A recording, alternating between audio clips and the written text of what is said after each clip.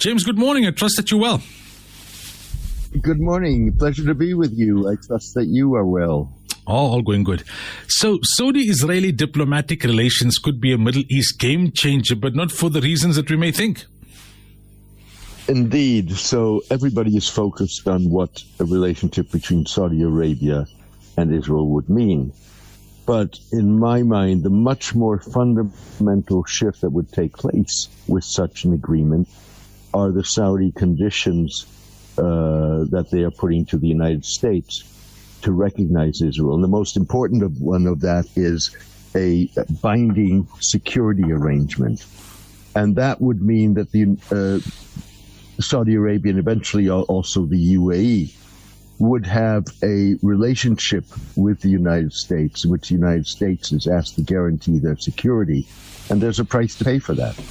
And that price will be not ending relations with China, not stopping to trade and to have economic ties, but it would put limits on technology, it would put limits on nuclear cooperation, it would put limits on political cooperation, and that essentially means a paradigm shift in the U.S.-China rivalry in the Middle East.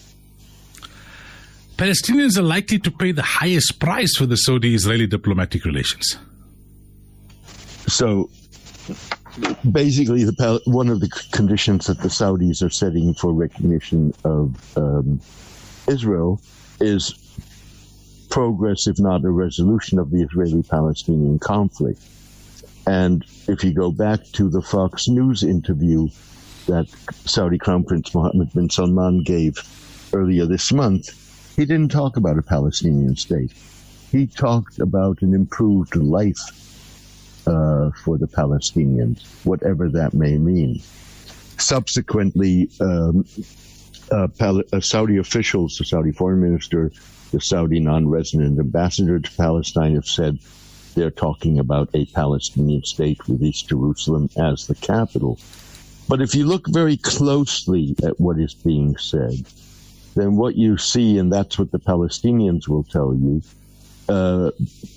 what you will see is it's talking about progress, about a plan for a Palestinian state.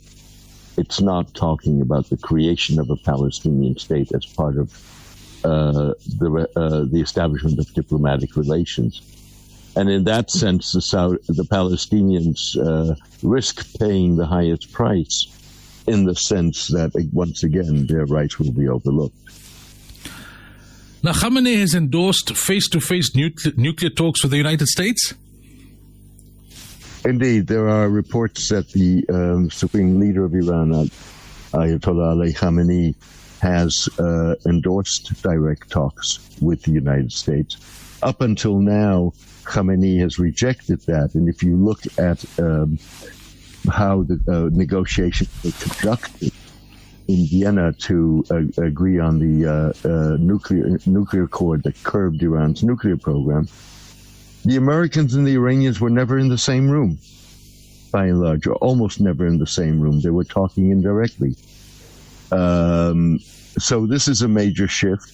It comes after the prisoner swap, and it comes after, in a sense, both sides, to some degree, stepping away from more aggressive actions. The Iranians have stopped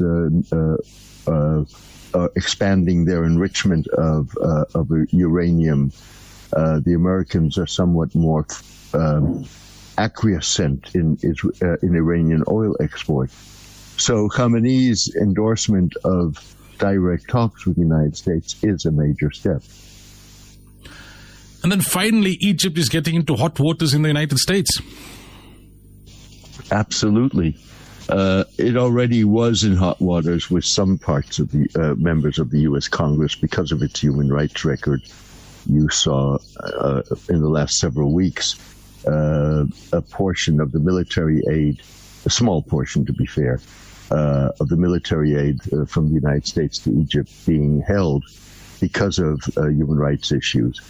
But now you have a situation in which Robert Menendez, the head of the Senate Foreign Relations Committee, a Democrat, has been charged with corruption and has been forced to step aside from his chairmanship of the Foreign Relations Committee because these are corruption charges that involve Egypt, whereby Menendez was, via Egyptian-American businessmen and his wife, supplying information to Egyptian officials, including who is who in the U.S. Embassy in Cairo, just as an example.